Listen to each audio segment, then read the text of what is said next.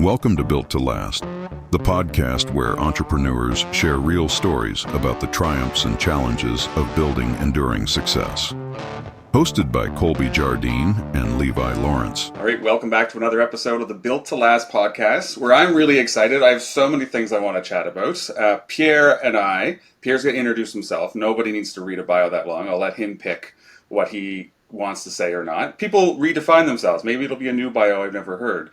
But I met Pierre at a conference in my earliest time where I was ever thinking about business leadership or entrepreneurship. So it was almost 15 years ago, I believe. And then I've had a chance to almost every couple of years run into in some capacity. And so I'd love to, half of this will be nostalgia, half of this will be catch up, half of this will be like understanding the future. And I have some guilty pleasure questions I'm looking forward to. Before I jump into the questions, maybe I'll just pass it off and you know, how would you introduce yourself to somebody who has no idea who you are today? Good morning. It's great to see you both. Well, I mean, arguably, I'm a teacher. I think that's the shortest framing. I teach around leadership and have done so for a number of years in a variety of formats. My background is HR, and since we spoke, I was bestowed a fellowship in HR, which is a really nice way of saying, move along. There are other people coming up behind you. Could you please get out of the way? So along the way, wrote a book and have been spending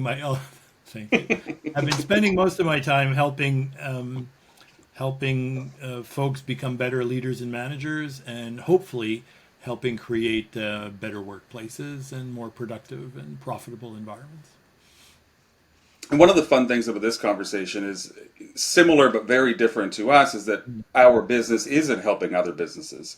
And so when we have these conversations, we have our own experiences and our own lens, but we also, without having to give anybody's information up, we have the benefit of other perspectives and we have the benefit of learning from others. And so I just find sometimes these are fascinating conversations because you can get examples and stories from all different areas. And all of us have the muscle of telling somebody else's story without giving away their story. And I just think that's a good muscle to have. I'm going to start with one question and then we can take it. You have agency in this conversation, just so you know. We want this to be back and forth, so feel free to take the baton. But the first one I was thinking about it, I was showering this morning, is because a lot of people I think would see you as speaker, advisor, author, teacher, I think is a good word for it. But at some point you worked in businesses as an employee, yep. And at some point you decided to do your own thing. Right. And so I'm wondering, what was the catalyst for that? But also at any point did you ever put on the, I'm now a business owner, entrepreneur, or was it just that mental switch? I'm always interested in when people take that on, and was it framed or was that found in hindsight? It's interesting. The foundational work was as an HR director and HR executive, and I had this little itch, and somebody had kind of mentioned to me, have you ever considered? And I hadn't.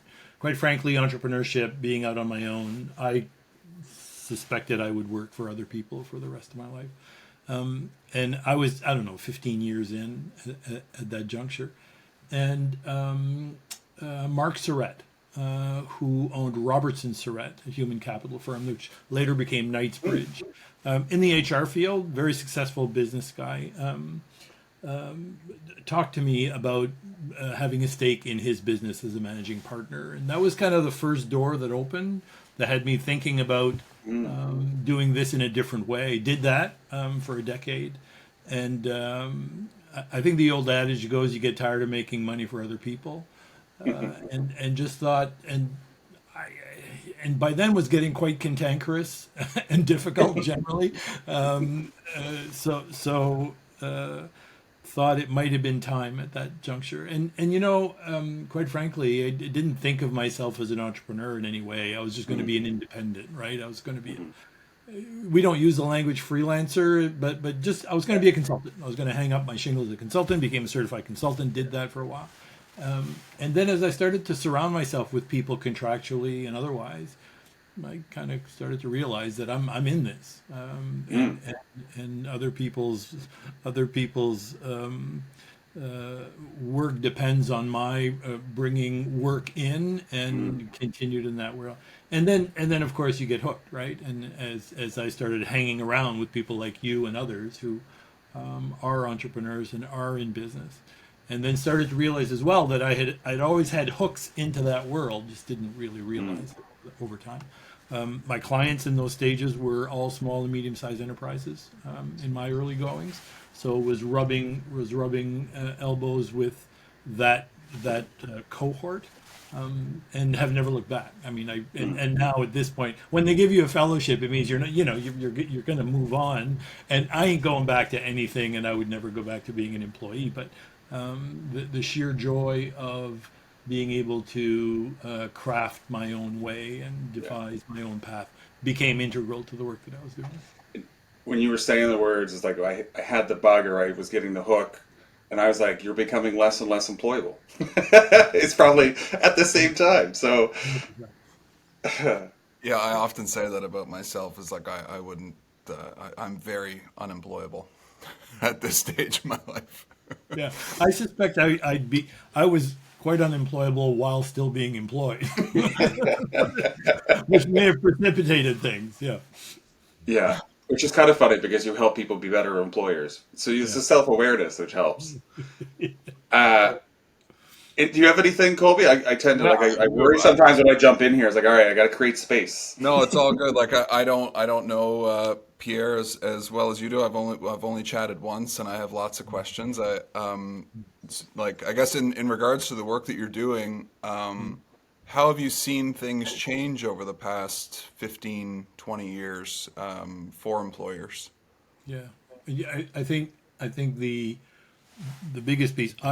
I have a history. I'm a recovering headhunter, so I was in that game when the words "war for talent" were being divided, language which I abhor, by the way. But so that shift came earlier than 10, 15 years ago, when all of a sudden talent became such a hard to find commodity and hard to keep commodity. So I think the short answer is I've seen over time, for reasons of pure obligation, employers having to reconsider the relationship that they have with their folks, through the fact that you just can't go to the street and hire people as some say you used to be able to do quite some time. I'm not sure that was ever the case. I mean, clearly there were better numbers years ago in terms of people trying to recruit. So I think Colby, the short answer is I think through obligation, and maybe I would like to think just people seeing the light for a variety of reasons. The relationship that people have engaged with their folks has evolved. I was reading this interesting piece yesterday that employee stress is a business risk issue, not an HR issue, for example, right? And that's just a small, right? That's just a small sliver of how we're reframing and redefining the reality of how workplaces work well if you have a bunch of people involved. So I think that somewhat through my, rose-colored glasses of being primarily in the human business around business, I think that's been a striking evolution.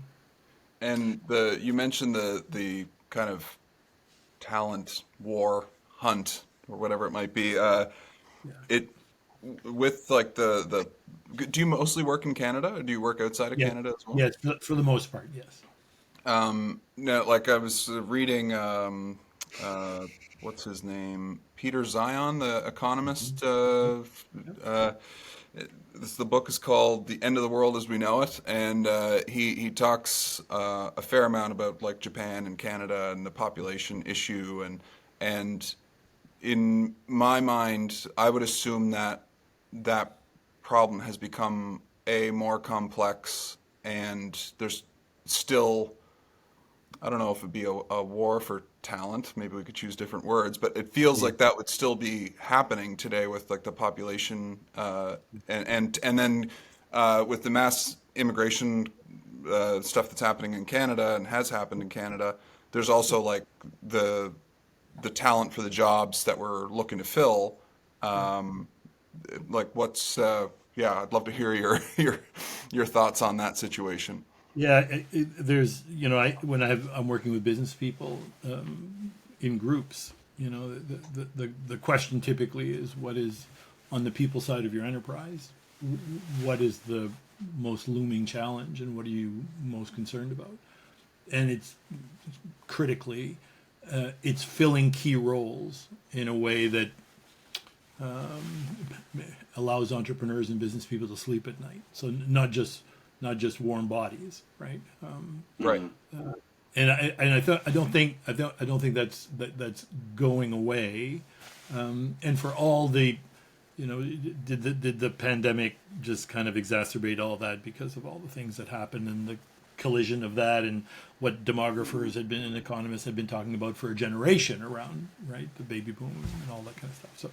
So I think we will continue to struggle in having the right folks in the key roles, the important roles in the enterprise, right?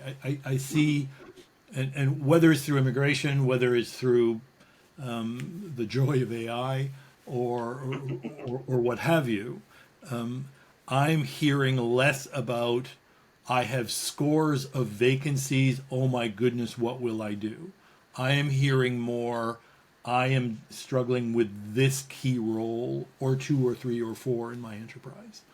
So it's right. It's not these mass vacancies. I mean, that's still true in some sectors, I'm sure, but it's not mass vacancies as much as it is finding very specific talent in very key roles. And I don't think we're out of that one for a while yet. Well, and we're seeing that too. And maybe I'll step it back and give you further unsought praise. I realized when we were thinking about it is a lot of what we do came from some earlier. So there's learning your viewpoint on humanity at work was a big driver, and then I've already told you this, Colby, but I had a real reframing. I had a guest speaker in, and it was a private speaking, so I won't name them, but they have a 400 or 500 person business, and this was a few years ago. It was right before COVID, and he had already made the decision to leave the seat of CEO. And he was bringing in a new one, and he's like, it's not because I'm done, it's not because I have no energy, it's because the world's changed around me. And he had been running the business 20 years earlier, and when I gave somebody a job, I was doing them a favor. And I was like benefiting them. And he's like, now when I give them a job, they're doing me a favor, and they're benefiting me. And I'm not necessarily that's a bad thing, but I know that my mind can't shift at the same pace that's shifting around me. And so he's still the owner. But he's like, it's time for a new executive that can, not only deal with this, but actually thrive in this. And it's the first time I've heard a senior leader at that time who had articulated it and was so self-aware and was taking proactive action. And it's like a lot of the stuff I've heard you and a lot of stuff I read, my own personal beliefs from managing and leading in different industries, like it just was like, that is the change for me. Like I remember getting my first jobs, and it was like, I thank you, employer. And now, like, I'm hiring somebody, and I'm like, thank you, employee. But what that led to, where a lot of what we do is, and I don't know if you're even aware, is it's great that lots of people like you are giving really great ideas, and these points that I just had is like, oh, mind shift, we need to do that. But then most organizations aren't able to switch to the environment that those right people are going to thrive in. Or the culture shift, culture shift is something we've helped tackle, but it's a beast. There's so many factors, but then even if you want a better hiring process or a better onboarding process, or if you want access to knowledge and training that's more a fit for what people are expecting, those are mammoth shifts. We mostly work in organizations that are dozens to hundreds, not thousands, and I guess where I got to and what we're doing and why I'm agreeing is even if they're convinced that you're right or that is the movement, it's a lot to turn on a dime in an organization. And I love seeing here's the tangible action. Here's the you need a messaging tool because people aren't always in the office, or you need virtual meetings because not everybody's in the office, or you need access to, you need a handbook that's not on a binder in a shelf somewhere collecting dust. Like, uh, It's yeah, interesting. It's interesting in this work. When I was writing the book, there was this push by the then publisher, who's sadly no longer in business. But and the music I was hearing from a lot of back to the thank you for being thank you for joining my company and being here, is this notion of people first, right? I bristle at that. I mean, I really have difficulty with that notion, and people-centric organizations and people first, and all of those realities. And you speak of the cultural piece. I think good culture comes by a few, whatever that means, some reasonably smart people getting together and thinking about what they want culture to look like and to be. And for us to go running around and saying, well, our culture is people first and our culture is people centric and it's all about the people. Well, actually it isn't, right? It's actually about reasonably balancing a culture that thrives and focuses on results through sound strategy and sound planning and good thinking and all of the processes, the management processes that come around that. Married to the leadership stuff that we want to talk about, which is people-centric and people first, and putting people at the front of the parade, and all of those other kinds of things. And I think, as you speak of culture and the reality of, I think the ones where I see really important work being done and success in shaping culture is because they have married they have married this focus on people and this focus on results. They are typically hard places to work for because they have high standards, and leaders and managers understand that first and foremost their job is to uphold very high standards, yet doing so in a way that makes people want to show up every morning and feel relatively good at the end of the day, having put in a hard day of problem solving and dealing with that yo-yo in purchasing that is always a challenge, right? So I'm a fan of thinking around culture, around how do we create these environments whereby it's hard, man. It's called work for a reason, right? It's not meant to be a country club. And if we can bring those two things together and create those kinds of cultures, I think those are the kinds of places that are. And I think it was the first time I heard it, but I steal it in private rooms all the time. But the whole idea is that not everybody needs happy; they need engaged. And it's like nobody really wants to live in. And I'm sure there are people who want to be in a country club, but like that's not like for a high performer or somebody. It's like I don't really want to live in a place where nobody's working hard. I want to have that engagement. I want to have that feeling.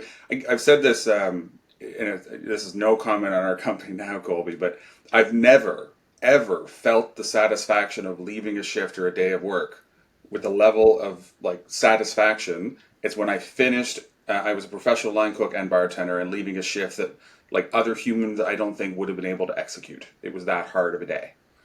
And I walked out at the end of the night with the other people I was there with, trauma bonded, I'm sure. And that level of satisfaction that was like, I think if I still say Hell Tuesday, there's at least a dozen people out there who would know the exact day that was the hardest ever.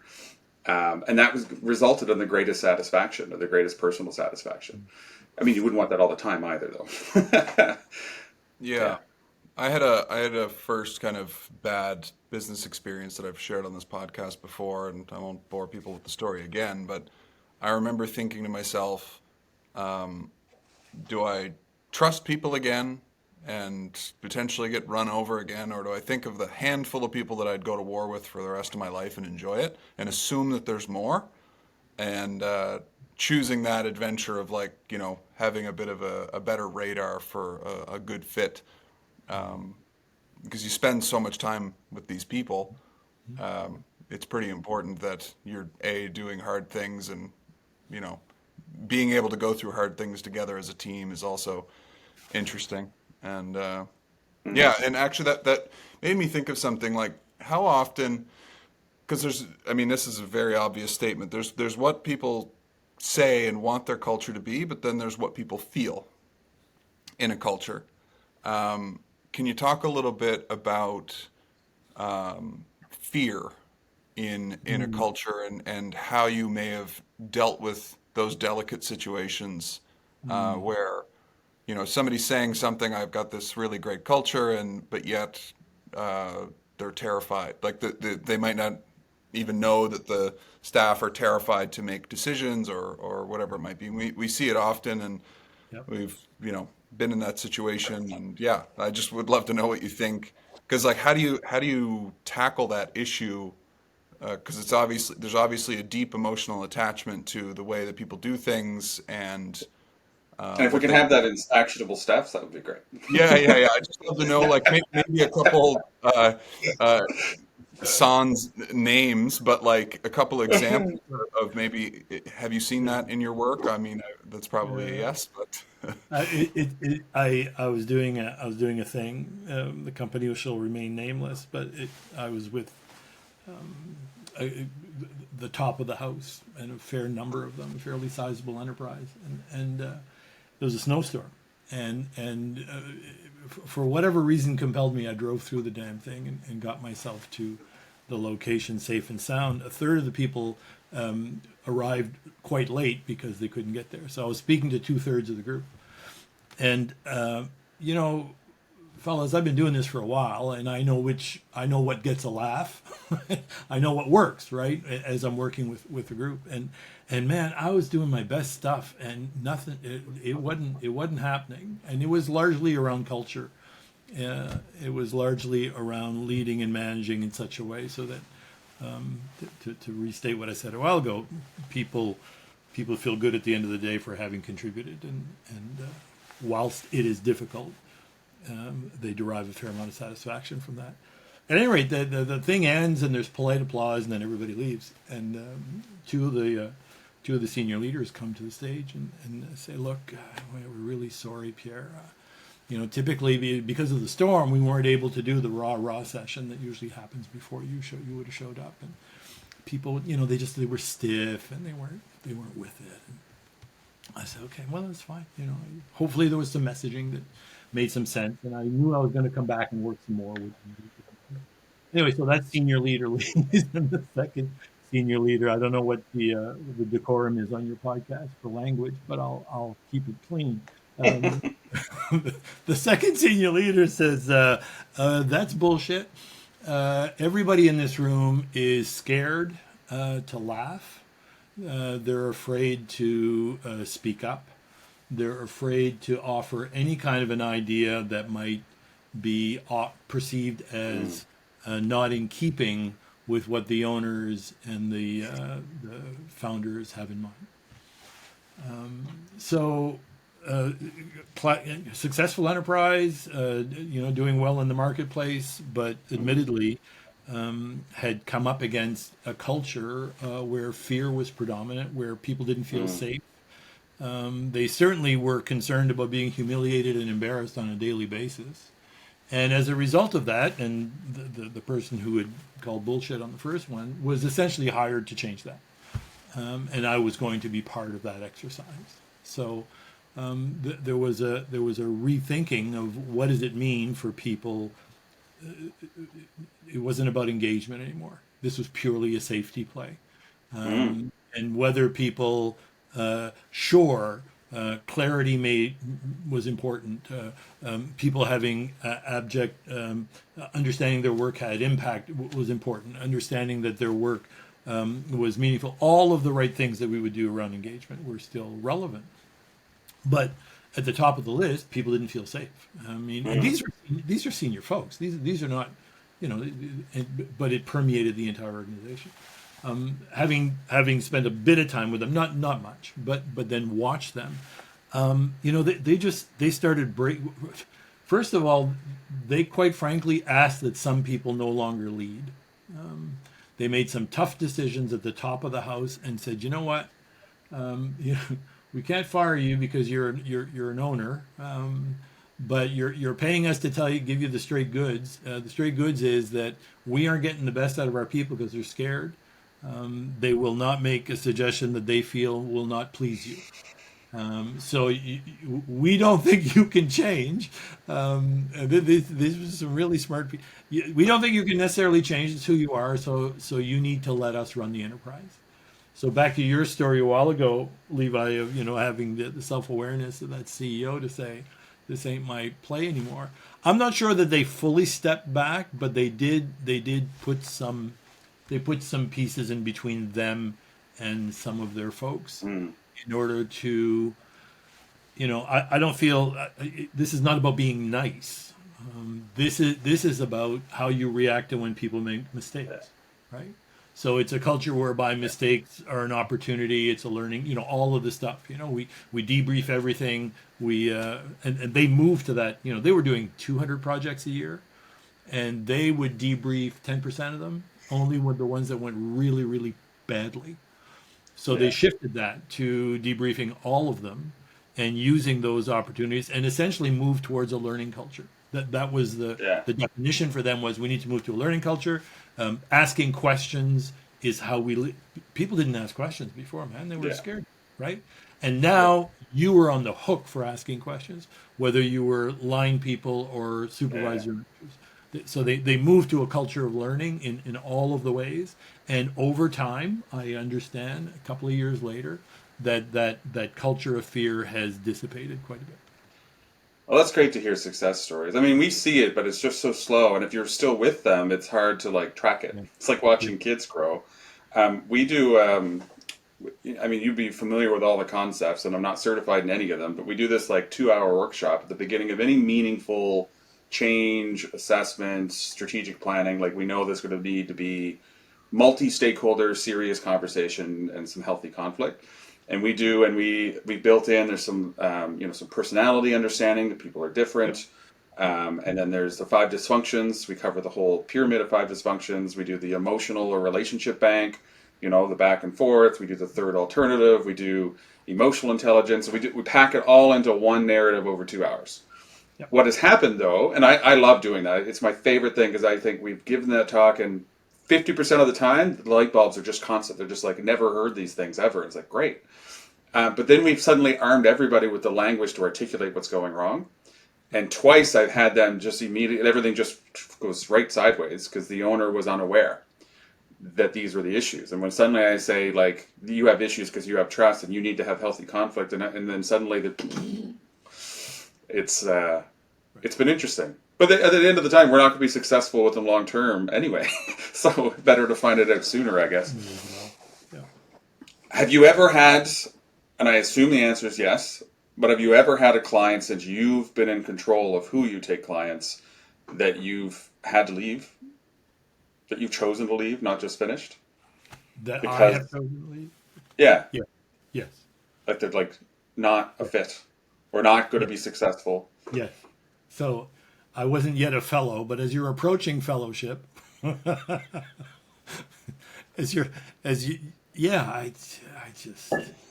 had an uncomfortable conversation or two along the way that said, I'm not the best. You frame it gently in that I don't think I'm the best person for this situation, given where the situation. Not me, it's you. Well, I think it's partly you, because you brought me in, and I'm not sure I'm the answer here. And let me tell you why I think that, right? With the full confidence, Levi, that I can do good work. I mean, but as we go into organizations and try to help and try to do no harm and try to, my piece is quite simple. I'm there to help people feel better equipped to be tackling the really tough stuff that they're tackling and to doing that well. But previously, I was doing more hands-on consulting and going in and doing projects with employers. And at that time, yeah, absolutely, I would find myself in situations where I don't think my skill set was best. But often, that was 20% of the time. 80% of the time, quite frankly, the client simply wasn't. They were saying all the right things in terms of wanting to fix, evolve, or change, and yet, I certainly wasn't the one that was being able to unlock whatever that thing was, and it wasn't, as part of my certification as a certified management consultant, I had an ethical obligation to be able to tell them, man, you're throwing money out the window. And whether it's me or it's us or it's you, this ain't working. And I would urge you to, and then help them think around if they were still receptive to it and they weren't. Help them think around what might be something that would get them closer to what they say they want to do, and then I would help them maybe get a picture of what's really happening, right? Because you guys have seen this going in, right? What is stated to you as what we need help with, and what the client actually needs help with can sometimes be very different things, as you. Yeah, 100%. And I think that's our role in large part is to bring clarity to that. Yeah. So when I was doing more consultancy work, I think I was reasonably good at that, and would help clients understand that. So let's agree that let's assume your thesis is correct, but give me a window to go validate that in whatever way we would do that, and then let's have a conversation and make sure that what you think needs to happen. So yeah, mixed results. I'm trying to figure out exactly how to ask this, but has there been, or do you have some common conversations that you're able to pull out, or ways of shifting perspective in those kind of tougher situations to help them realize that maybe this is a top-down issue, and like is there certain tricks or things that you use to soften that, or I know it's not always necessary to soften it, but has there been things that you've used over and over again that have seemed to click for people? I think data is your friend if you can manage it, right? So a simple 5-question survey using a survey tool that enables you to kind of square what is really happening in their workplace against what they perceived was happening, and they retained me or somebody else, that to see that just doesn't connect. I've used that. I've used same piece. It's just I've used interviews and conversation and tried to, while protecting folks, obviously, try to bring that to bear. Colby, at the end of the day, I think if we are reasonably successful in putting ourselves in situations as providers with organizations where we can do the most good, I would hope that I would have the kind of relationship with that individual where I could just lay it out. Right? And the fact that I wouldn't be able to might be a signal that something else is going on here, right? Yeah. In terms of what I might actually be able to bring, or what anybody might actually be able to bring, and their state of readiness. I've used I used a tool. It's an old tool. It's called the Change Readiness Assessment. Right? It's 15 questions about how ready, willing, able. We've hidden those into our organization. You know what those are like. Sure. Yeah. So I think sometimes that those kinds of tools.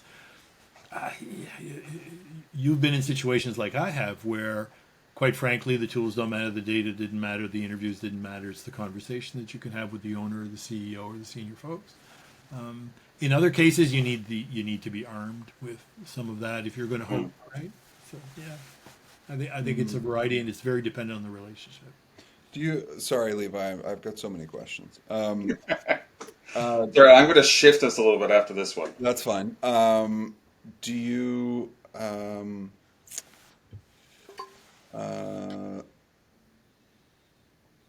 forget where that was going.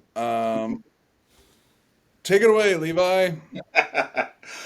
Well, you mentioned earlier around that I'm good and I can run a room, and I very much know that.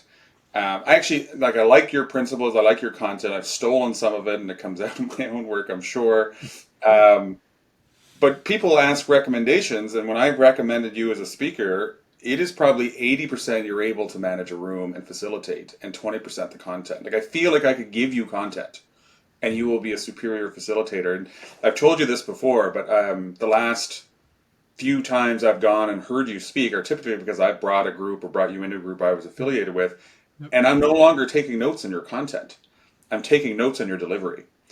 And my question is, and I actually have some real good takeaways that have changed how I'm doing it that feel like they're thought out and intentional.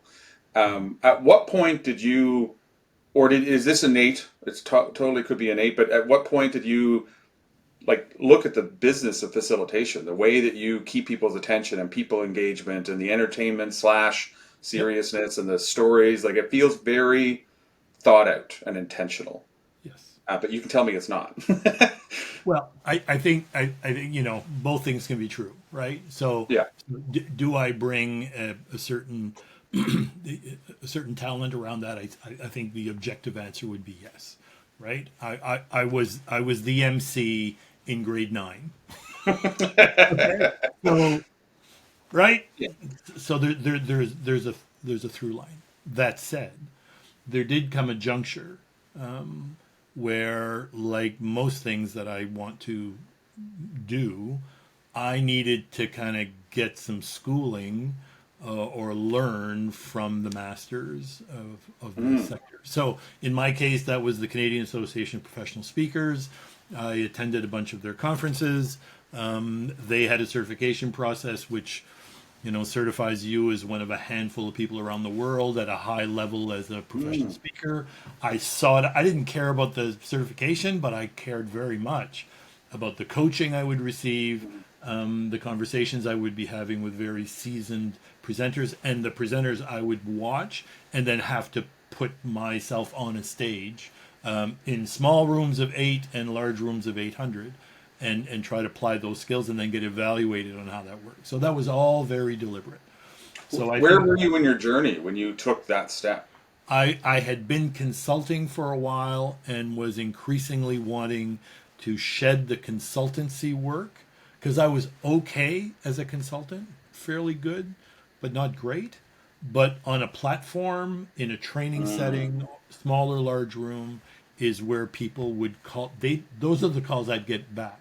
And I had a client say that to me one day. They said, you were an okay consultant. We really appreciated your work, but when you got in front of our employees, everything happened. So I was like, cool. That's where the phone was ringing, right? So Levi, thank you. Your comments are very gracious. So I would argue that there is a blend of, yes, I've been doing that since I was a kid. Was comfortable in doing so, but I worked hard at getting the quote-unquote tricks of the trade in such a way so that those are blended into, and what you see in 75 minutes or in a day or in our case, you've watched me work for short or long periods. It is a combination of all of that.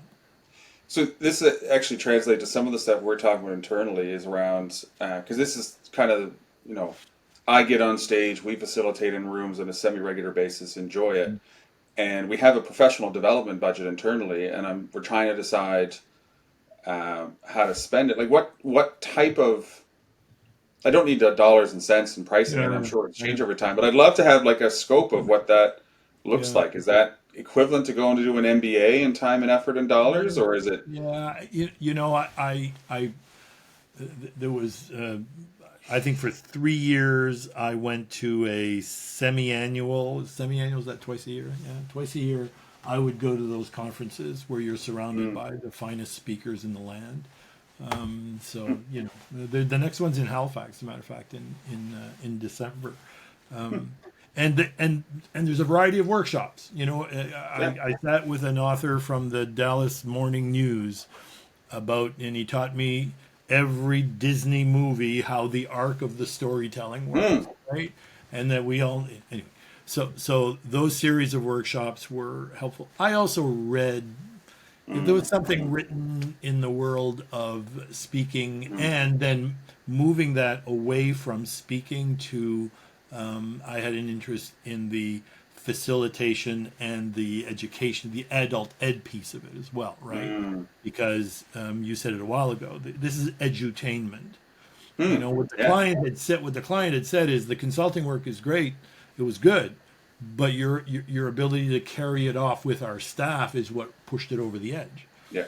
So I understood those two things to be connected. So I think it is edutainment, right? I love that term. I initially got very interested in just what does the container look like?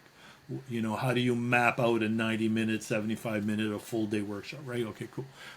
Both in terms of so that at the end of that day, you get high scores on engagement. People were engaged in your thing. But let's face it, if the content's crap, the content's crap. And I mean, you can dress it up all you want. So then I very quickly, once I had those rudiments, I very quickly turned to paying much more attention to the art, in my case, to the leadership work and so on and so forth, so that I knew that the content that I was working with and the manner of putting it forth, respecting adult education principles and how people like to learn and those kinds of things. I quickly turned my attention there. And that was just a self-study. You know, I just read like a fool and tried to apply that material. And speaking of books, when was the decision to write the book? And was it driven by I want a foot in the door and a way to better market and a solidified presence, or was there another? Because I have to assume, and correct me if I'm wrong, there's not really a business around a book on its own anymore. My assumption is that that's just not an industry that. Well, not for us. Not for us. I mean, if Not for many. If you're Chris Hadfield and you come back from space, there's a business in the book, right? I mean, Yeah. but for us yo-yos, not so sure. So I can tell you the moment. I can tell you the city. I walked up to this. I'm doing a thing. There's 100 middle managers that I'm going to be speaking to, and they said they ran to the door and they said, "Oh, Mr. Battah, we're so glad that you're here. We're really looking forward. You're one of two speakers that we have over the course of our day, and we're really looking forward to you spending some time with our managers. They're really struggling, as we told you in advance." But we have Levi Lawrence as well, and he wrote a book. And like it was like the pecking order on this one, right? Was so one data point, right? Is like, oh, okay, I have a bit of an ego, so clearly I'm the second class citizen to the author, right? And the other piece was when I was doing the work and really learning the business of speaking and training, and trying to understand how that worked. One of the very important pieces that was that I walked away from was essentially a ladder of credibility, and that the top rung of the ladder was a published, not self-published, but a published book was the top rung, right? Now at that stage, I had 10 years on CBC, right? I'd been a nationally syndicated columnist. I'd been speaking every week for 10 years on leadership, HR, workplace issues. So I think they gave me a fourth rung for the CBC work. Damn, I want that top rung, right? So married those two things together, and I had just made the shift from the consultancy work to more speaking and training. It just seemed to make sense. And then I just started exploring what that meant. And What I took away that it just hadn't clicked before, it should have in hindsight, but the published, not self-published. Because I was because for some people, in general, when I talk and bring in speakers for whatever I'm doing or a part of, if I read best-selling author anywhere in the top 4 lines of their bio, it's a red flag. It's not a positive one.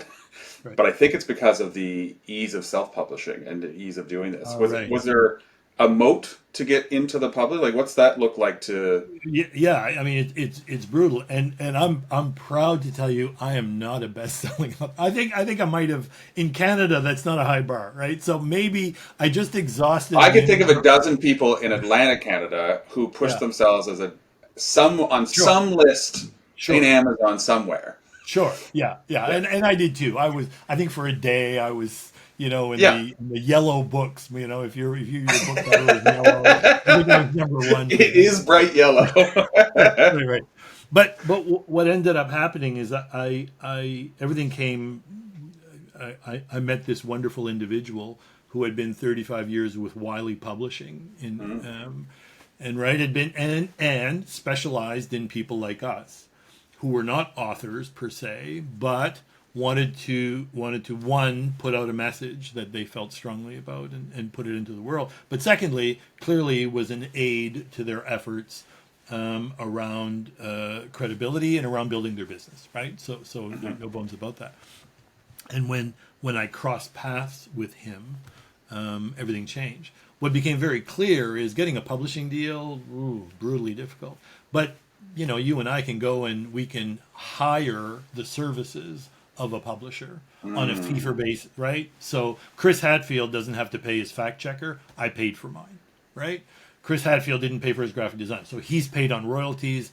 I had to pay for my books and have an inventory, right? So, and then miraculously, for reasons I still don't understand, and I'm very appreciative of, the publisher, after the final product was completed, gave me the holy grail in that enterprise, which is a distribution deal.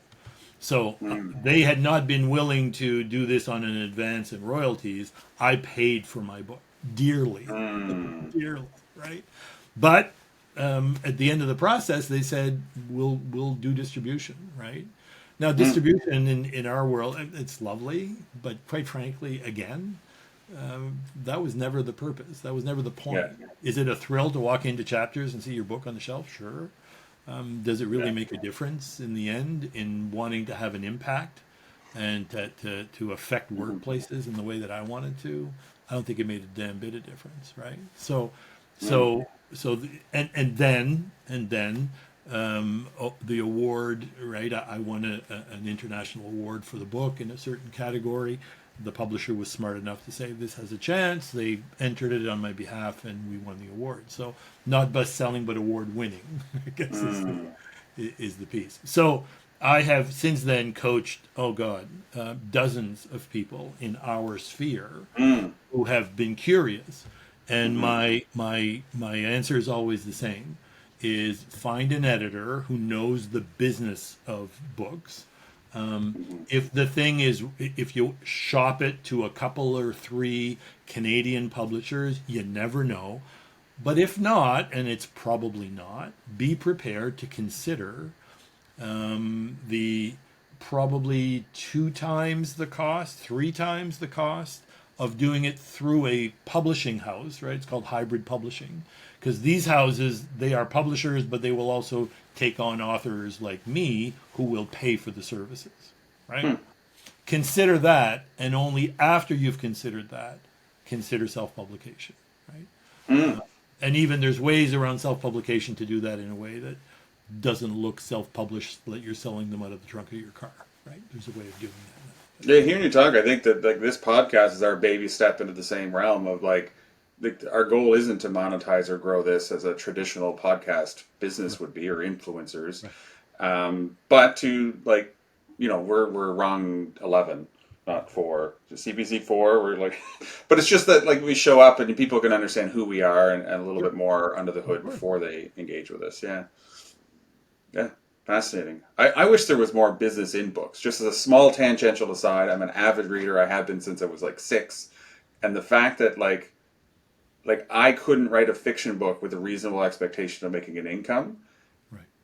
It's very similar to the music industry. Right now, but it's easier in music. I mean, I'm going to have musicians. Colby, you can hit me later because that's his background. But I think it's way harder to become an author and make any kind of living. Because at least in music, if you are half decent, you could grind it. You could do the gig route. But art in general, it's hard to make a living, and it probably always has been. You need the patronage side, but Levi, I when I kind of gave it, I took a big break from music. I don't know, 10 years ago or so, and one of the big moments was I drove 4.5 hours for $20, and then played for 3 or so hours, and I was just I think I'm going to have to separate the money and the passion here.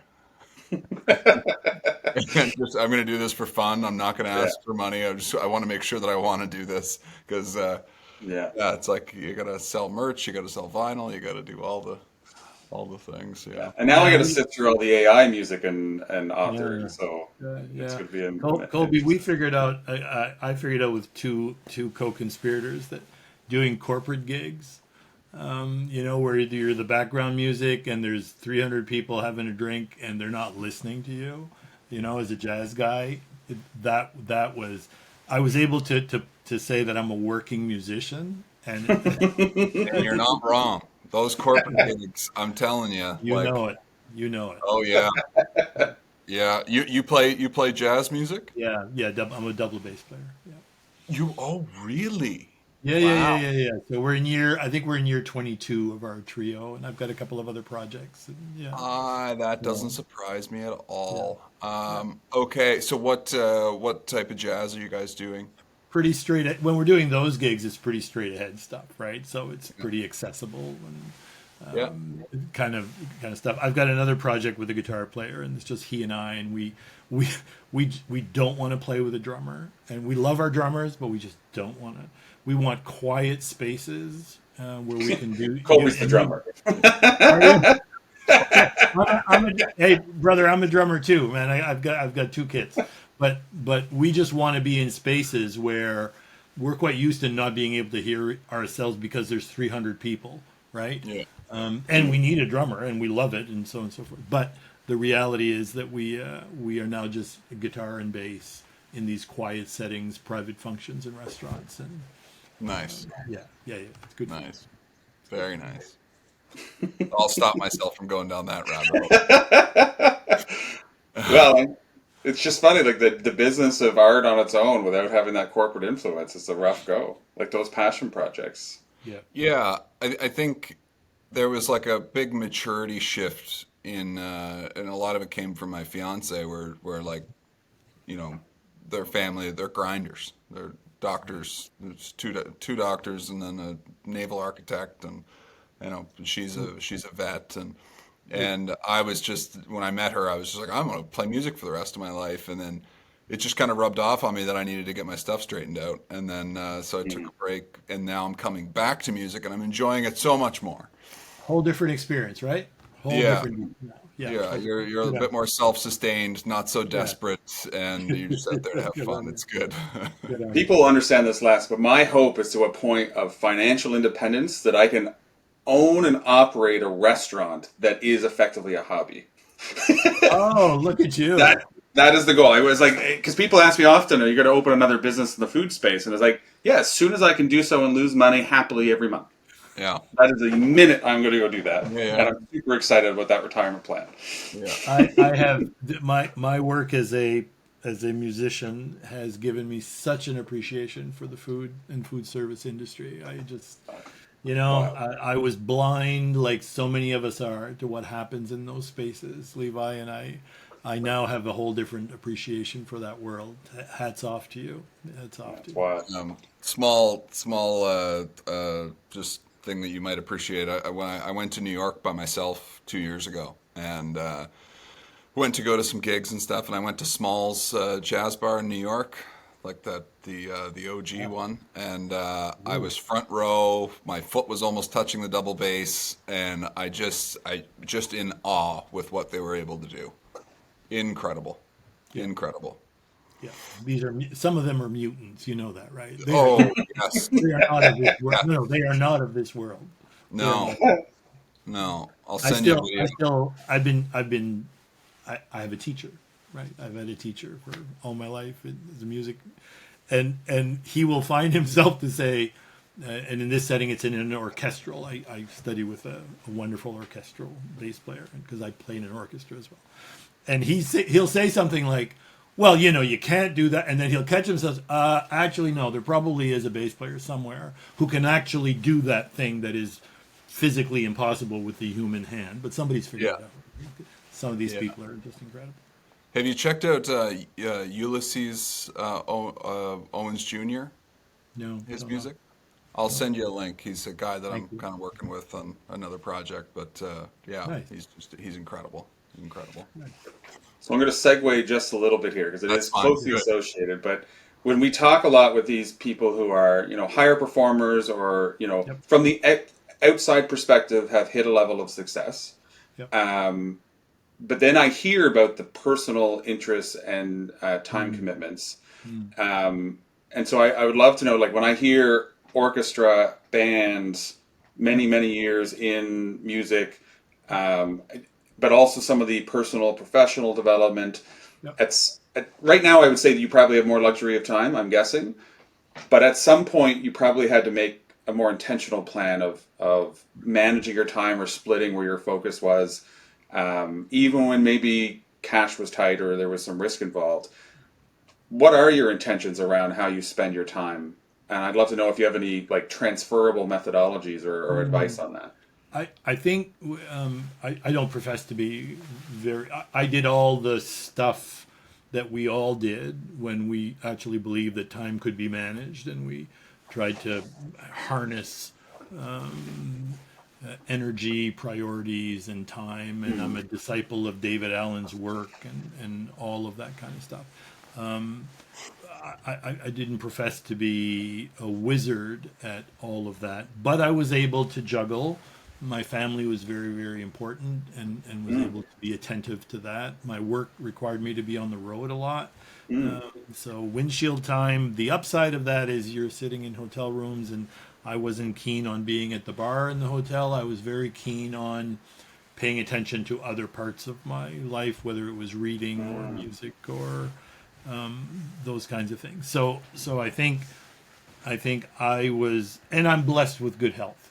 So quite frankly, I was able to push myself in those highly demanding years, where I think others may not be so blessed. I'm fairly resilient and was able to work through the demands of never wanting to just be all about one thing.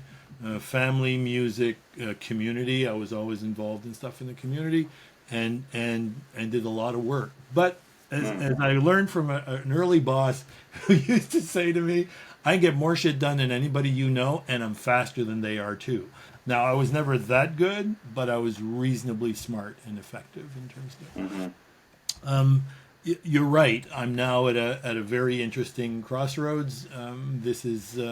I'm ending my first 6 months of working 4 days a week, which I've been 75% successful in doing. And without being foolish and doing weekends and evenings, because I'm paying attention to the other important things. I'm actually closing the shop. You're one of my last things I'll be doing before heading off to visit my son in Montreal with my wife, and then closing the shop for the first time ever for the summer.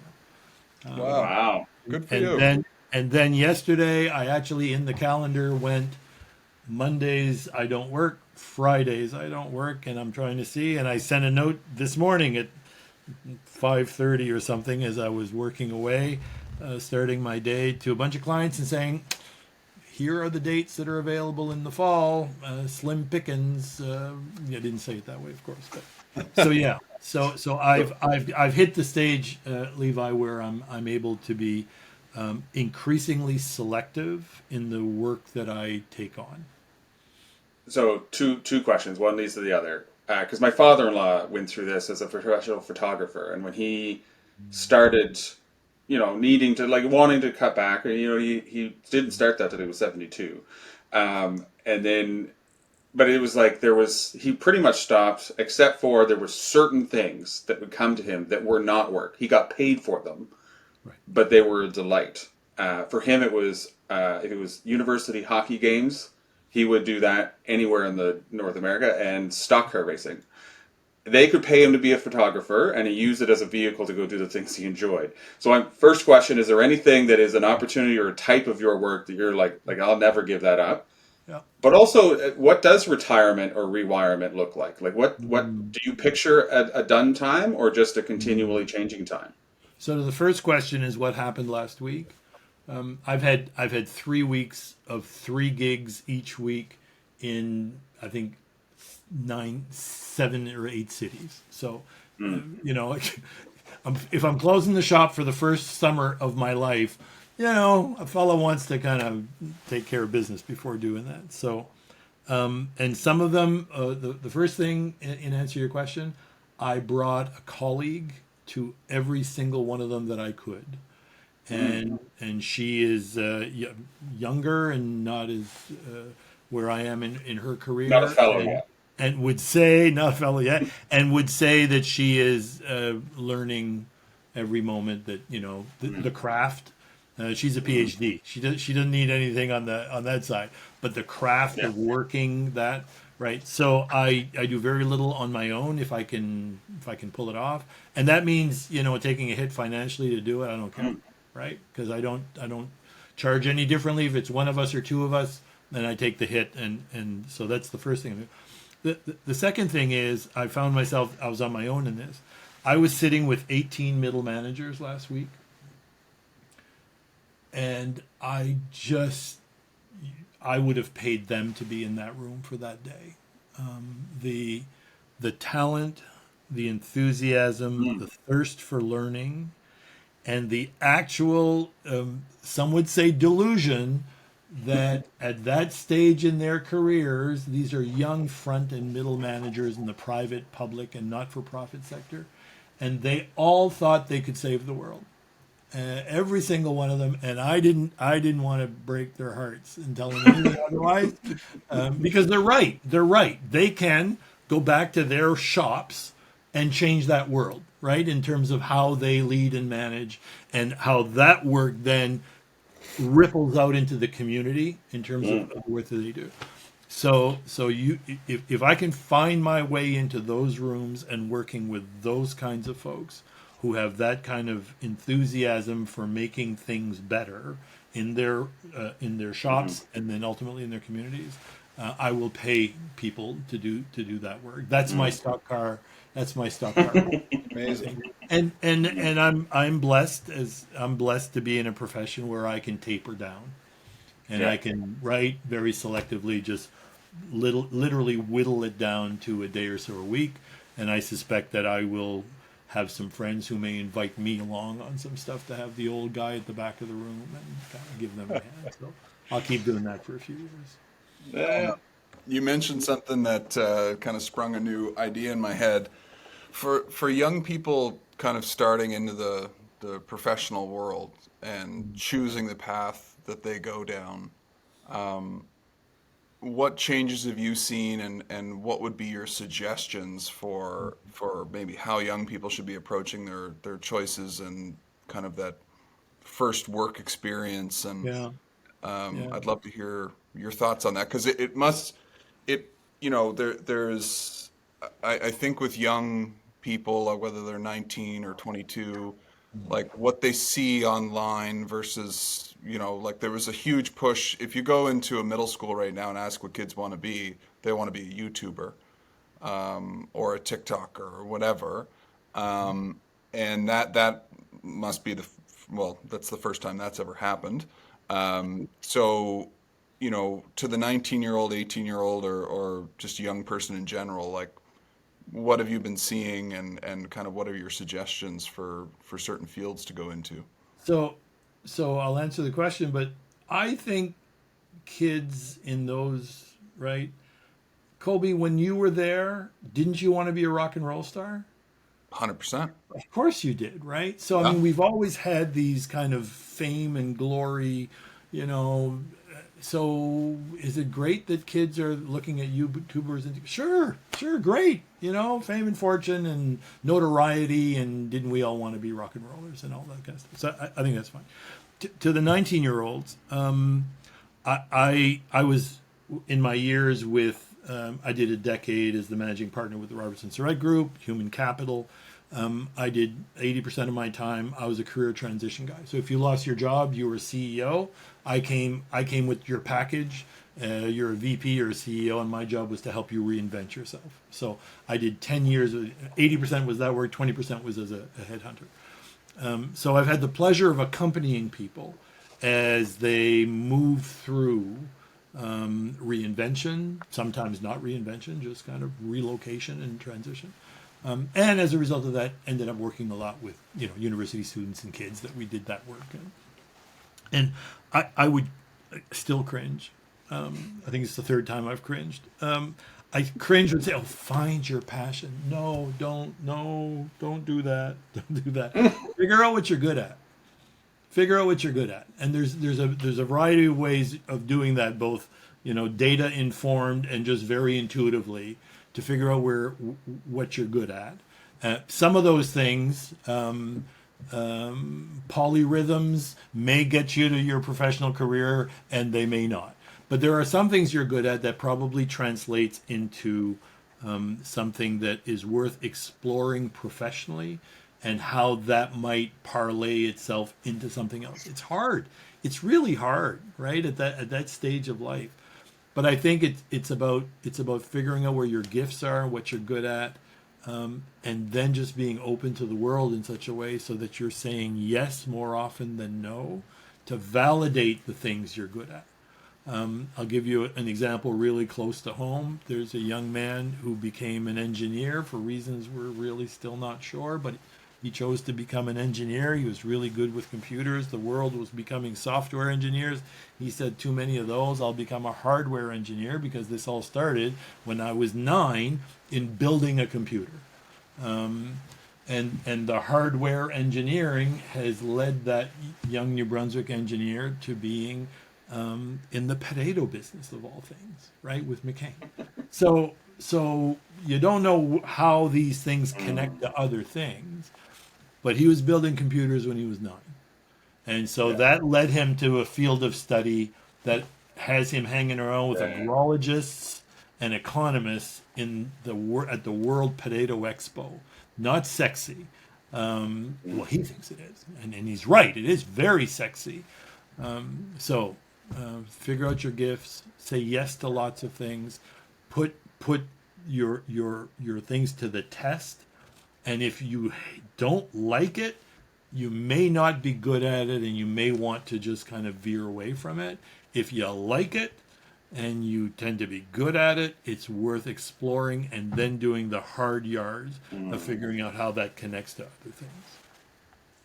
That's great. That is Yeah, I think like just to, and you can validate this, but like the underlying part there that I just want to make sure is said is like you need to try things. Oh, Where some of the people, like Yeah. we've had like students and stuff try, it exhausts us, but we try to do some of those co-op placements or have students in, and it's like, but they haven't tried anything, and like the economics are different. Like you no longer can have a part-time or summertime job to actually help you in any way financially. Right. So there's no one financial incentive at all to go get a summer job, from my point of view. Like you're barely going to be able to make rent, much less put money away for the school year.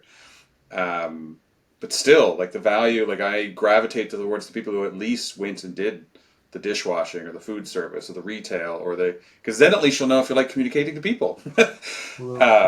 Absolutely. Yeah, There's a long tradition of parents helping their kids find jobs they know they'll hate. right. So that engineer that I'm very intimately familiar with, who he washed dishes for a while and hated it. And I hated is strong. It wasn't his preferred gig, right? But I think, and that's not an automatic. That people, I think we would agree that there are some individuals who are more closed to trying some stuff early on in the game, and that's a shame, right? That's a shame.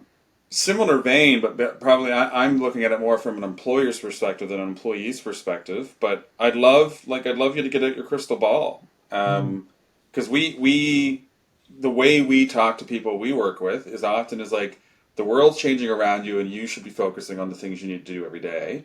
And for moments of time, let's look on the business, let's look forward, and we're trying to help people with understanding where it's going with regards to processes, systems, and the way we call it is like you want to be in 5 years the employer of choice in the space you live in. So the employer of choice is a term we use all the time, and that's a lot of little things. But technology changing, generational changes, the immigration changes. It's hard to track on the current state of a trade war, all that stuff, but like technology is not going away. I'd love to understand, like crystal ball wise, as an employer, where would you focus if you just don't feel like you're even aware? What are the big changes that maybe I'd love anything you're like, I think it's going there, and we can argue about it. Well, I think the easy answer, I'm going to give you the lazy easy answer, but it's a data informed answer. I shared the stage, as the saying goes, with this wonderful writer for the Harvard Business Review and the Wall Street Journal, and she is now HBR's authority on all things AI. And this, she would compel us to think, and she's Canadian, and she would compel us to try to think of AI by foreseeing the future of the internet when the internet began. And if we can try to grasp the absolute life altering, and without getting into the ethics of it all and all of the implications, I think if you're not in business today thinking about what AI means to your business at a process level, at a business level, and in terms of what it means for where your business will evolve, I think you're missing the boat. And she would make a much more compelling and informed argument than I would. But let's start there lazily and say what part of your enterprise could be benefiting from AI at this juncture, or working with people who are thinking that way. So that's the first point, right? I think the second question is, it's again boring. The past is the best predictor of the future that we have. And if we take this last 3 to 5 years in terms of what workplaces have done, what the marketplace has done, and we apply that thinking to our own enterprises, I think let's face it, some business owners are really good at crystal ball gazing. You've met fellows like I've met fellows. It's amazing what they see for their marketplace, for their product, for their customer, for the landscape in general. And others aren't so blessed. It's my experience that others, their heads in the business, they're in the weeds, they're doing their thing, and they may not be thinking, and they need to surround themselves potentially with people like you and others who can help them kind of get out of the day-to-day enough to be able to see. It's about just looking at a few patterns and trends that speak to you in your enterprise, right? There's something that's been happening or it's begun to happen, and if you can start to see it as a pattern or a trend, that's all strategy is, man. It's just about trying to get ahead of that. So that's a bit of a lazy answer, but I would lean into AI, and then I would start to try to understand what are the patterns and trends that are true in my enterprise in the last 3 to 5, and how will those evolve, and what might they do, and then surround myself, if I'm not good at that stuff, surround myself with people who I don't want to call them futurists, but they can think beyond tomorrow. I remember the first time I heard of futurist as a term. I was a food guy, and I was at an organic farmers conference, and they brought in a futurist. His job was just to predict the future based on where things are going, and it was an organic farming conference. And he got up and he effectively presented to the room that in the future, and he was pointing decades, and it's already coming, organic food in some categories, but a lot of produce will be less expensive than non-organic. And that was the premise, and it was like everybody got really kind of tense. But he's like there are machines today that will weed a field less effectively or less costly than spraying, with less risk. And today they're expensive, and tomorrow they'll be less expensive. And so he did a really good job of painting a picture. It's like, because right now everybody's like, how do we get people to pay the costs necessary to afford organic tomatoes or lettuce or greens? It's like, technology's already in place and growing. It will be less costly to do organic in 10 or 15 years. And that's when ever since then, I was like, in every category I've been in, I was like, all right, who's just spending time thinking about the future? And how do we bridge that gap? Yeah, that's funny. I was having a conversation with an entrepreneur friend of mine, and he's a developer, and he was saying that his team built in 4 days, and for about $15,000, which not even 2 years ago would have been $200,000, and 12 developers working for 6 months. And he said that he would have never predicted that was possible. But somebody probably could. So I love the idea of keeping connected to looking forward. or surrounding yourself with people who do. Yeah, finding who they are, or reading who they are, or tuning Yeah. into who they are. Right. I think, this is antiquated. Are you working in the business or on the business? And if I think there's got to be a part of you that's doing this work, right? That is thinking about the future. Yeah, there's another guy that I spoke to that Warren Rustand. He'll be on the podcast at some stage if I can nail him down. But he was speaking to me about when he was working with the president. He was saying that they would set out this kind of white space time to work on the business 2 hours a day, no matter what. To be able, and if you're sitting in a chair in silence for 2 hours, then that's fine. If you want to go talk to a consultant about a certain thing, then that's fine. But like blocking that time that's non-negotiable is interesting. It's interesting because otherwise you just find busy work. Oh yeah, of course. Well, and that needs doing, right? Yeah. So Yeah. No, Cash flow is also real.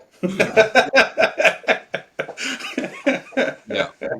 I had a question about so my background is in nutrition, and what I noticed while working with clients is that when I got down to the ability to change your patterns and change the way you do things, it was so rooted in deep psychology that I lost interest in nutrition consulting because I started to realize this was a psychology issue, not a nutrition issue. And obviously there is a ton of psychology in the work that you do. And what role has that played over the years for you? And like, have you, I mean, I assume you've dove pretty deep into why people are the way they are. And like, if somebody wants to eat, like I talked to one client that their favorite meal ever was Kraft dinner with hot dogs, and they didn't drink water. And if I really trace that back, there is a deep emotional connection to that thing that I'm not qualified to go down. And I started to see that with everything. It's like with all the work that we do, there might be a manager that's been at a place for 22 years, and the reason they do things is maybe they feel a sense of control in this environment, but zero control at home, and therefore that change is virtually seemingly impossible. It's not really a question; it's more of a question. No, but there's a very good question, and the question that I've heard you say is that I'll reframe for the purposes of my answer is the extent to which that we should be attentive to, concerned by, and willing to tackle the psychology of it all, right? Yep. And my associate, Dr. Tammy Carroll, who's an organizational psychologist, not a clinical psychologist, but she would have us think about this from the point of view of, is there really value? And this comes out in the coaching. I do a fair amount of coaching with leaders and managers increasingly as I'm trying to train less, coach more. She's a certified coach as well. Are we really well served by asking why? So to the manager who exhibits that behavior, are we capable, schooled, truly able to ask the question why of the behavior? And it sounds, Colby, like you said, I can see there's a why reason there, but I'm just, the mechanics of trying to delve into that. Right, exactly. Let's not open that box. Yeah. Right. Leave that right there. So the shift, and again, from a coaching point of view, from an organizational coaching point of view with individuals, is better efforts in focusing on the what and the how and the when in terms of habit change. And clearly people work based on incentives, right? I mean, behavioral economists will remind us that everybody does something for a reason. You're getting a payoff. In your business, boy, all food is comfort food, right? So, I mean, but ultimately it's about incentives and payoff. So I'm fascinated by that. Me too. But don't allow myself in spite of the, oh, isn't that interesting? And Yeah. can I put on a white jacket that I'm not qualified to? Yeah. And Yeah. shift that to, look, the work is, what are the habits and the behaviors that will, if there's a movement towards those habits and behaviors, in my case with leaders and managers, there, for which they would get a payoff of some kind, either in the team performing better, in the organization being more profitable, in their deriving greater satisfaction, in their reduction of their angst and stress because they can't get Colby to move in the direction they need to move, and they're so the long-winded answer to saying, yeah, fascinated by the psychology of it all, have come to learn, not qualified, or quite frankly, that's not the work, Yeah. is the understanding around it. And then you're right, in approaching behavioral change and the adoption of habits and behaviors in my sphere with leaders and managers, you're up against some pretty deep rooted stuff. There's no question Yeah. about that. And yet, you have, as I have, you've seen people, in spite of those deep rooted reasons why the manager behaves this way rather than that, they make the shift, right? Or they'll move to some extent towards behaving and adopting habits that put them in a better place, that are more engaging with their people, that are more profitable, right? So Yeah. so I think fascinated by it. Yeah. Try not to go there. Yeah. Yeah, yeah, no, I agree, and the one of the things, because we're part of peer groups and do a lot of like, pushing ourselves to being okay with rocking our perception of the world on a regular basis Yep. is a muscle I feel that you have to work, and I'm just so okay with everything coming crashing down of my my perception. I'm almost excited by it, but helping people along in that direction is something that I've been curious about, without stepping too far. It's like, how do we build an environment where it's okay that our beliefs can change, our core beliefs can change Yep. about ourselves. Yep. Yeah. But I like the thoughts around like controlling ourselves on like not all the things that are curious that we want to go after are part of the work. Yep. Like, I say this because the tool I use, I put an acronym on the board. I do it at the beginning of all my facilitation because I use it on them as much as myself. And I say this at the risk that I stole it from you, but it's the WAIT acronym, WAIT, and it's why am I talking? Yep.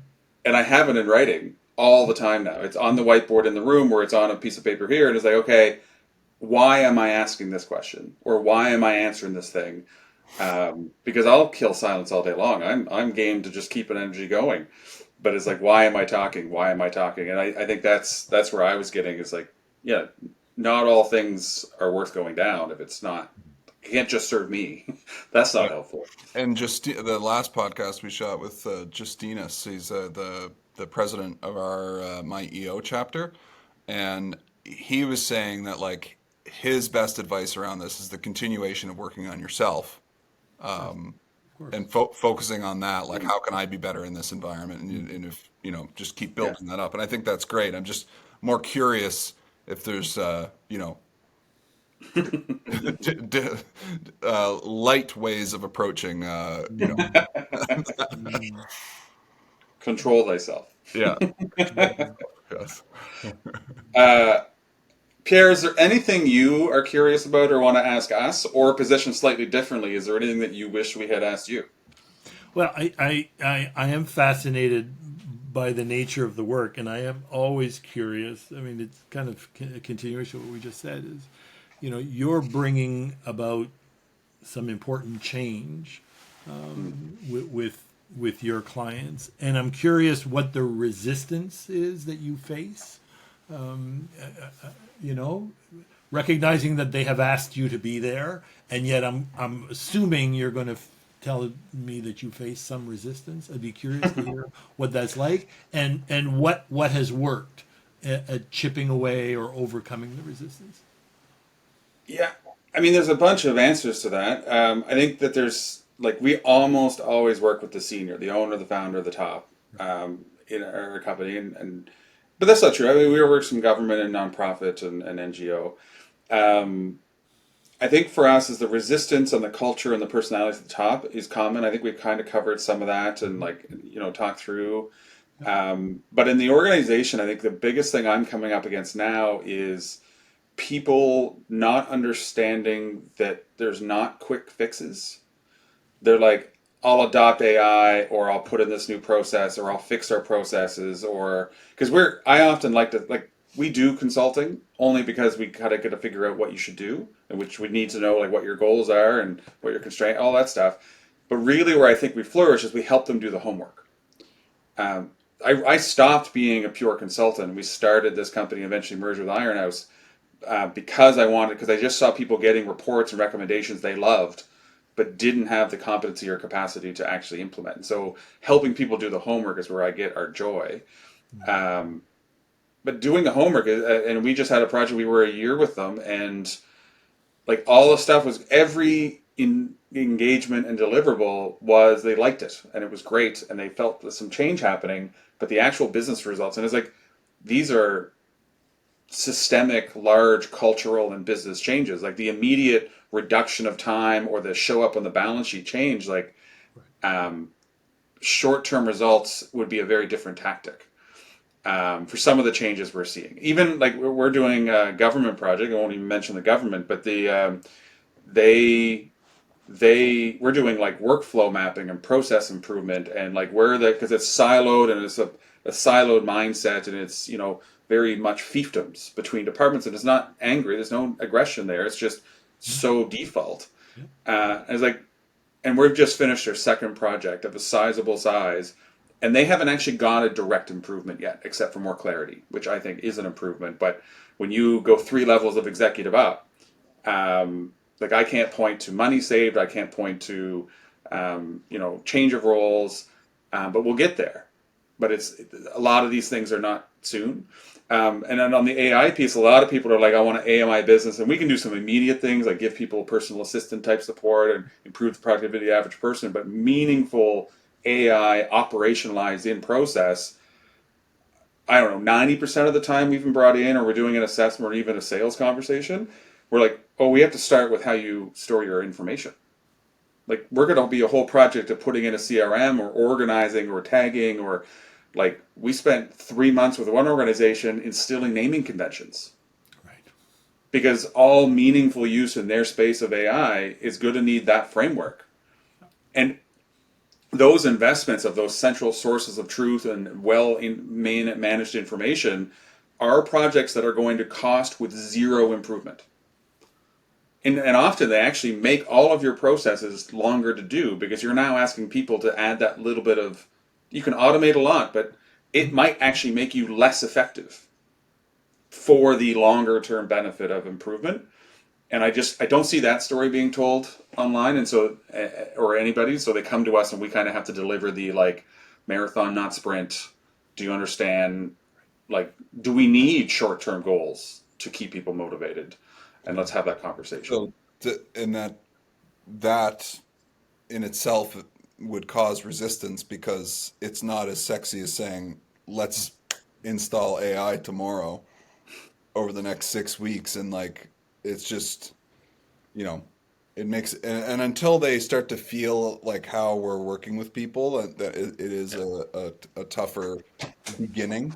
And I think we've been told this kind of before is like the way that we do any sort of consulting has been like starting with a deep perspective where they've gotten to up into this point and being as collaborative as possible and not speaking at people and just probing with a lot of good questions and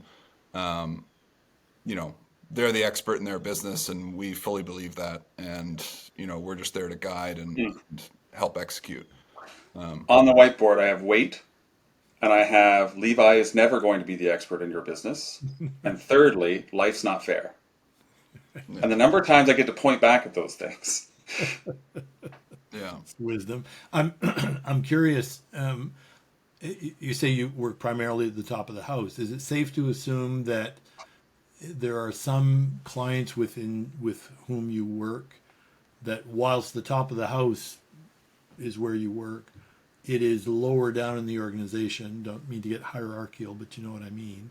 It is other places in the organization that are going to be doing the hard work around some of these longer winded process changes that you're describing. And my question is there a difference when you have people who are particularly gifted in that space, right? That can roll up their sleeves and have the stick to itness and have the patience that's required to do this, whereas other clients you may not have the benefit of that same caliber of folks? I mean, this is a sweeping generalization, but I would say more often than I ever expected, we're not getting frontline resistance and we're not getting middle resistance. Okay. We're getting, by the time we've come in, I would say most of the time, is the demand has been there for change Right. long enough. And often, sometimes the leader or the top of the house isn't necessarily resistant. It's just like the how and like the I want this, but like the tactics to get there are complex.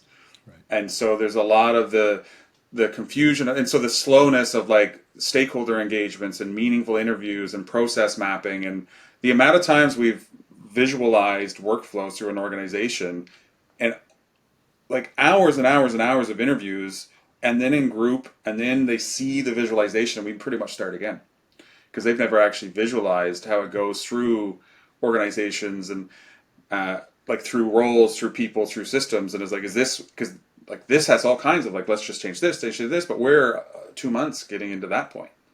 And so we start to build resistance at that front because they're gunning for change. And we're just like, well, don't rush change, because rushed change will not only be unsuccessful, but it makes the next one that much more likely to fail. Do you have a workshop on patience? Because it's tied into our main, like we have a cultural foundations workshop we call. I'll bet it is, man. And part of it is like saying it, like articulating and being really clear about what we're expecting and how long it's taken. And it's like that clarity piece. And so the resistance I'm getting in one project I'm thinking of, because by all objective measures it's successful, but it's like they're chomping at the bit, and they're like, I can tell that they're just going to go rogue and just go quickly do something. It's like, great, well that is not long term, but then also, you know, respect that some people have a cash flow concern, and like we need to shift to like, if you're investing to something that'll help you in 5 years, well, 5 years isn't guaranteed to a private sector small business. So I think that's where like we get the comment. My favorite comment is like, well, you worked with us, not at us. But it also means that we have to be like the most adaptable people in the room. So if we learn something about them, about their business, or about like the processes, we need to be able to go in and say, okay, let's change the scope. Or like, you should stop working with us and you should go do this now, because that's the long term, and that causes havoc with our poor manager, who we have asked to uphold our like margin goals and you know, all those professional things we need to do so that we don't just get caught up in having fun. What are the best projects for you guys? What are the ones you just relish in, and when those come in the door, that's joyous? Well, mine, and I'll pass it to you, Colby, see if it's different. Like, we've talked around like our avatars, and we do a lot of that stuff on ourselves, but the one I really like is the mature traditional business, been in business for decades likely, who is coming up on a transition.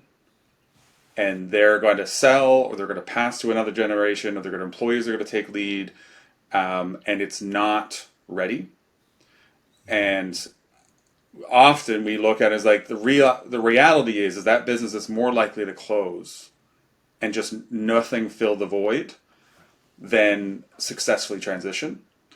And that because that is the driver that gets the most unself-aware and obstinate top of house to start thinking differently. Because it's their retirement, it's their succession, or it's their legacy that we can start thinking about and building. And I would say the most common problem we solve across every project we've ever done is making an organization less dependent on key individuals. And in that one, it's like the value is so much greater than, you know, more effectiveness or what have you. So those are the ones that drive me. And we even coined it one time, and it got the chills moment. It was we help the businesses of yesterday thrive tomorrow. Like that pass off from past to future. Nice. Because I want to live in a place with more independent business, and we're going to have tens of thousands close just from age alone in the next few years. And I think it's a worthwhile effort. Colby. We worked on that together, so I would No, I know. Yeah.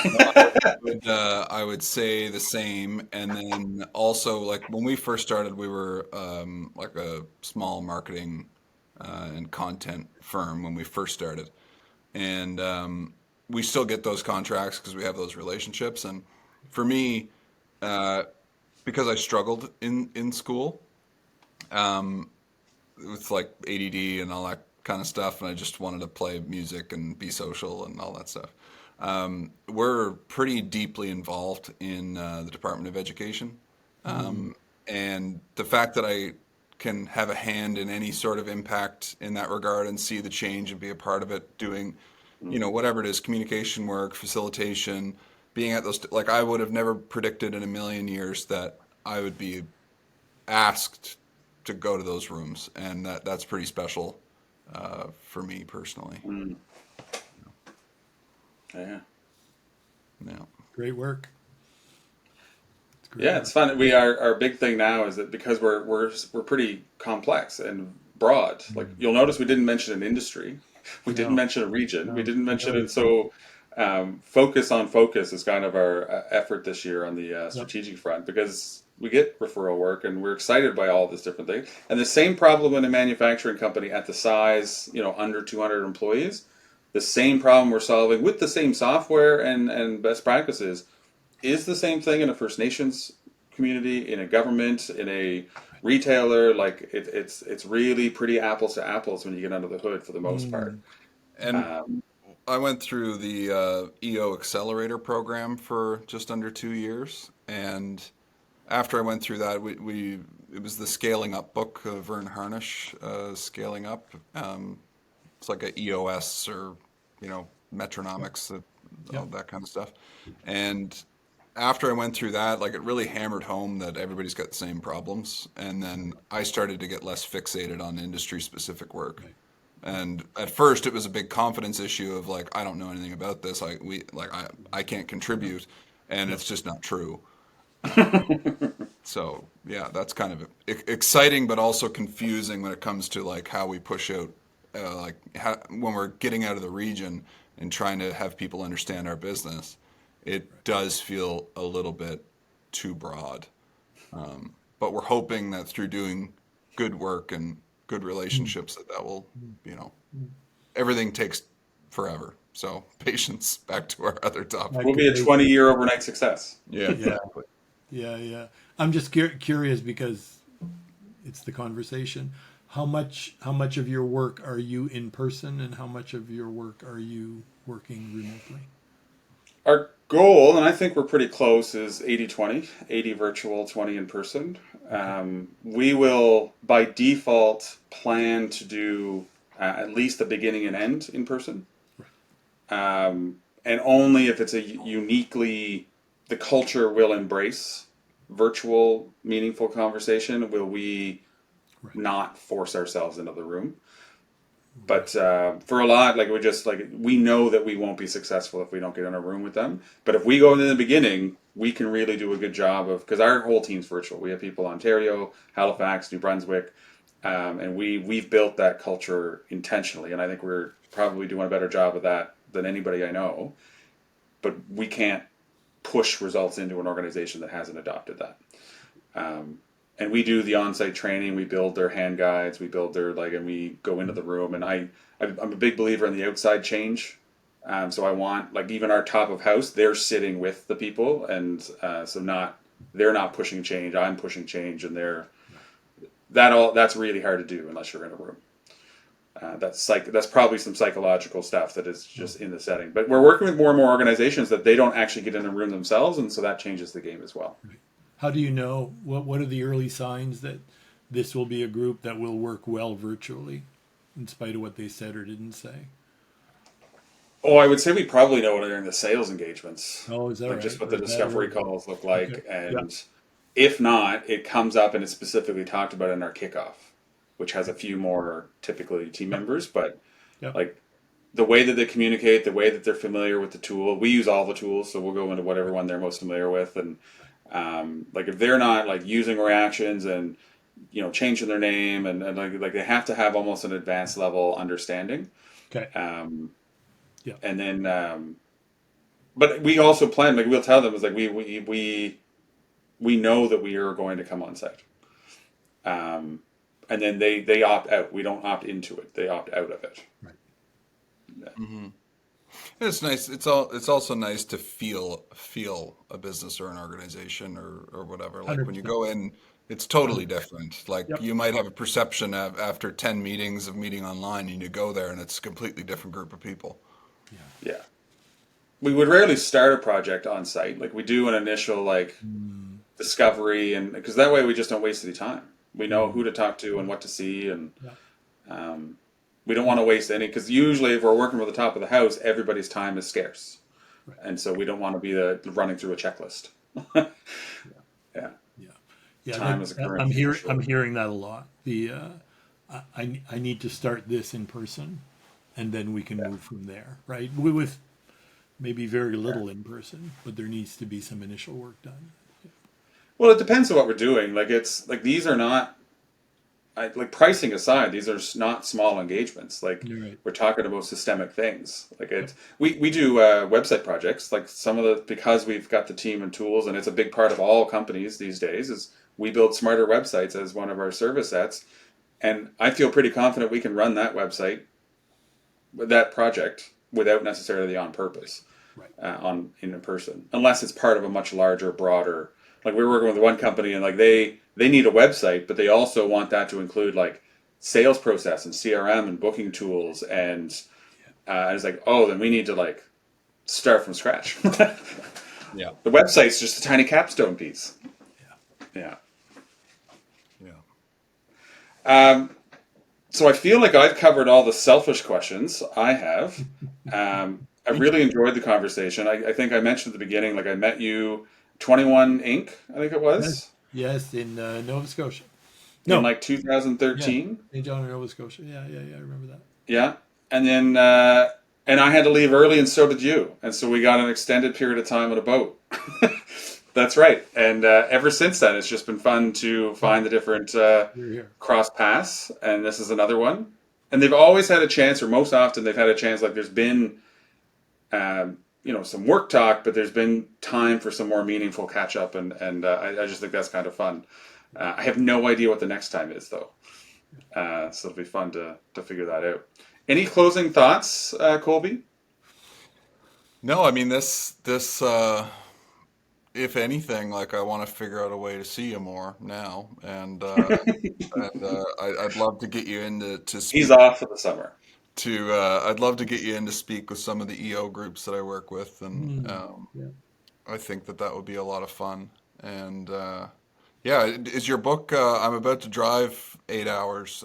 Is your Oh book? yeah, he actually. I've never actually read the physical copy because why would you read it when you can listen? Yeah. And then you narrate it? Beautiful. Yeah. I'll get it. The only thing I might comment. There's a new edition of the narration coming out that fixes some of the stuff that Levi had to endure. So I'm Oh, that's honored great. that you might want to do it right away.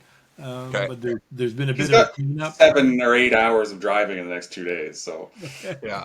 Very good. Yeah, yeah. yeah. So I'll take a dive into. Well, Very good. should I wait for the new one? It's not important. Like I didn't re-narrate the book or anything, right? Okay. So it's just a few technical cleanups. You probably won't in the car. You might not even notice the difference. Okay. So, yeah. Okay. Yep. Very good. Yeah. No, I really appreciate all the openness Not and at all. yeah, that was really fun. Really fun. Great. Cool. Cool. Any final thoughts, Pierre? Other than these are the kinds of exchanges I will hope to carry on with.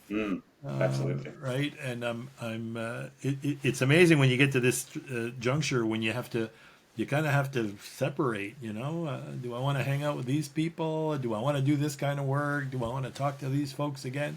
It's amazing how easy it gets. Yeah. I thought that would be hard at first. No, not at all, man. Not at all. No, hang out with you guys anytime, right? Some of the Well, other that means work, a lot. some of the other work less so. But anyway, yeah, it's been delightful. Well, we won't be shy. Who No, knows? please don't. All right. Well, let's call this an end. And I'm really excited about the next conversation, whatever it may be. Very good. Thank you. Thank you. This episode of Built to Last is brought to you by Ironhouse Pro, your behind-the-scenes partner in building organizations designed to thrive. We specialize in solving the big challenges, the small annoyances, and everything in between. So while you're out there dreaming big, we're here making sure your systems, processes, and people are ready for tomorrow.